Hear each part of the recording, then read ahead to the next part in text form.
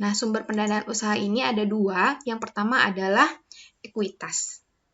Pada ekuitas, pemilik menginvestasikan laba perusahaannya untuk ditempatkan dalam perusahaan guna memperkecil risiko pengembalian dalam tingkat yang rendah. Pendanaan ekuitas dapat diperoleh dari tabungan individu, teman, atau saudara, investor perorangan lain, perusahaan-perusahaan besar, perusahaan modal ventura, dan juga penjualan saham. Lalu yang kedua adalah utang. Nah, utang ini dia mengandung resiko. Pemberi pinjaman pertama kali menarik laba dan harus dibayar sekalipun perusahaan tidak ada laba atau dalam kondisi merugi.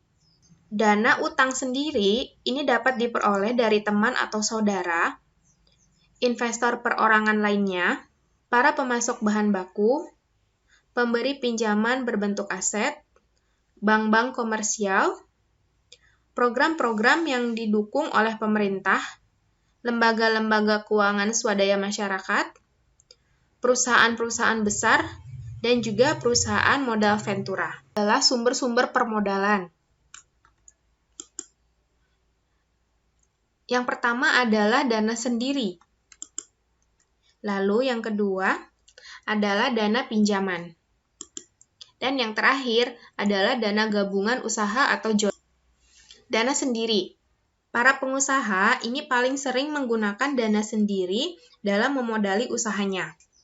Pemakaian dana ini dimungkinkan bila memiliki simpanan uang tunai di bank ataupun berupa reksadana. Nah, dengan dana pribadi ini, kita bisa lebih fleksibel dalam pemakaian jumlah dana sewaktu-waktu, serta bebas mengalokasikan dana sesuai dengan keputusan sendiri. Sekaligus, dana akan terbebas dari bunga, potongan keuntungan, dan tidak perlu membagi hasil dengan pihak lain. Meskipun demikian, terkadang menggunakan dana sendiri juga memiliki kelemahan. Contohnya seperti kurangnya kontrol dalam pemakaian dana, ataupun lalai dalam pencatatan keuangan. Dan bila merugi, maka harus menanggung kerugiannya sendiri. Yang kedua adalah dana pinjaman.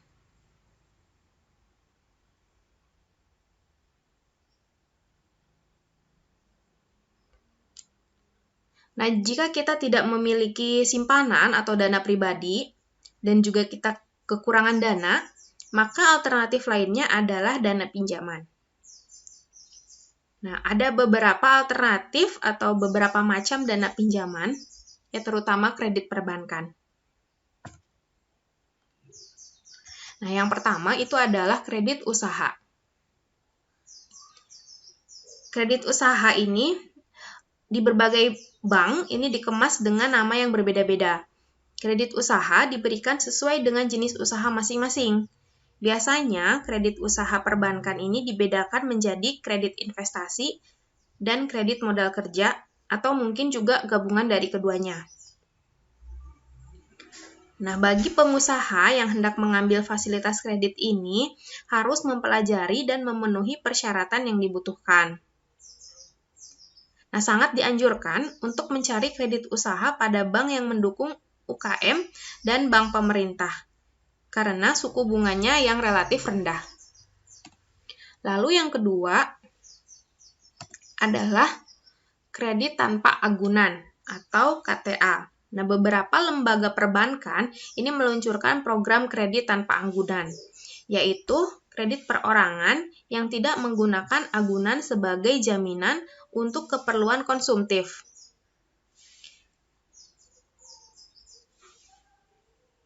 Nah, bagi para pengusaha pemula, kredit ini menjadi salah satu sumber pendanaan bagi yang tidak memerlukan kredit dalam jumlah besar.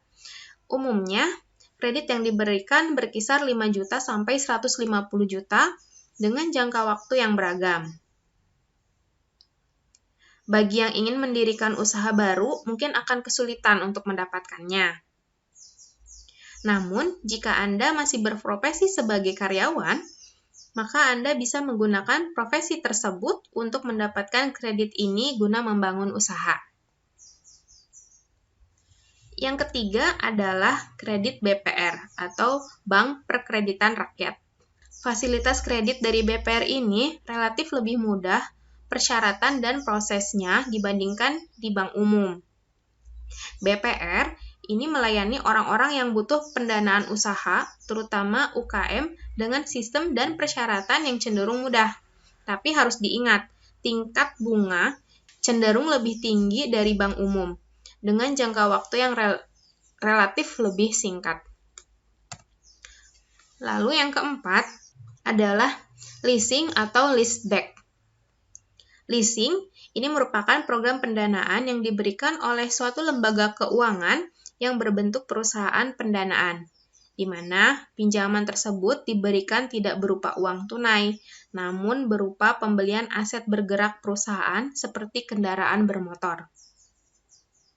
Sedangkan untuk leaseback adalah pinjaman yang diberikan pada usaha yang membutuhkan dana tunai dengan jaminan BPKB kendaraan bermotor yang dimiliki. Selanjutnya yang kelima adalah Perum Pegadaian.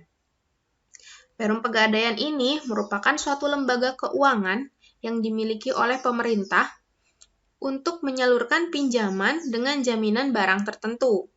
Nah, dengan tingkat bunganya relatif rendah dan dihitung per 2 mingguan. Nah, Anda bisa memilih produk pegadaian yang ditawarkan sesuai dengan kebutuhan usaha. Contohnya KCA, kredit cepat aman, Krasida, kredit angsuran sistem gadai, ataupun Kreasi, kredit angsuran sistem fidusial. Yang keenam adalah koperasi. Koperasi yang menyalurkan pendanaan adalah koperasi kredit atau Kopdit ataupun KSP, koperasi simpan pinjam. Umumnya, persyaratan yang dibutuhkan adalah Anda harus menjadi anggota dari koperasi tersebut. Nah, nanti dengan menjadi anggota dan melakukan simpanan, maka Anda akan berhak untuk mendapatkan fasilitas kredit. Sebab pada umumnya, koperasi hanya melayani kredit bagi para anggotanya saja. Kemudian yang ketujuh, ada pinjaman BUMN. Dana yang digunakan sebagai pinjaman dari BUMN adalah dana kemitraan yang berasal dari laba perusahaan yang disisihkan untuk pengusaha kecil. Program dana kemitraan ini disebut juga Program Kemitraan dan Bina Lingkungan, BUMN.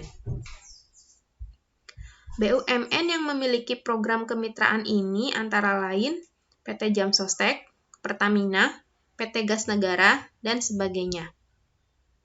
Nah, untuk informasi yang lebih jelas, ini dapat dicari di Kementerian BUMN. Lalu yang terakhir, yang ke-8, dana pinjaman bersumber dari pinjaman departemen. Nah, pemerintah juga memberikan program kredit usaha kecil melalui beberapa departemen. Ada 3 departemen yang memiliki fasilitas pembiayaan untuk UKM, yaitu diantaranya Departemen Pertanian, Departemen Koperasi, dan Departemen Perindustrian. Khusus untuk usaha rumah makan, departemen yang memungkinkan untuk memberikan pinjaman adalah Departemen Koperasi. Yang ketiga, dana gabungan usaha atau join. Nah, kalau misalkan kita memiliki teman atau kerabat yang berpotensi memiliki dana yang lebih, kita dapat menegosiasikannya supaya mereka dapat ikut serta menjadi pemodal, baik itu dalam jumlah besar maupun sebagian kecil pada bisnis yang kita bangun atau yang kita kelola. Nah, misalkan kita ingin membuat sebuah rumah makan, usahakan kita membuat perencanaan konsep rumah makan yang matang, kemudian kita presentasikan kepada teman kita atau kolega kita, dan kemudian kita menegosiasikannya mengenai kebutuhan modalnya, kemudian jumlahnya, jangka waktunya, dan bagaimana pembagian hasil dari keuntungan usaha setiap bulannya. Jangan lupa juga untuk membuat daftar nama relasi yang berpotensi atau potensial untuk mendapatkan peluang pinjaman yang lebih besar. Nah, poin penting yang harus diingat adalah perhitungan secara matang jumlah modal yang dibutuhkan. Dan kemudian pertimbangkan keuntungan dan kelemahan dalam memilih sumber pendanaan di luar. Jangan canggung untuk mencari informasi sebanyak-banyaknya mengenai sumber pendanaan yang Anda inginkan. Jangan sampai usaha Anda baru berjalan, tetapi sudah terbebani dengan tingkat bunga yang tinggi. Nah, sekian untuk materi kali ini. Saya ucapkan terima kasih atas perhatian adik-adik semua. Wassalamualaikum warahmatullahi wabarakatuh.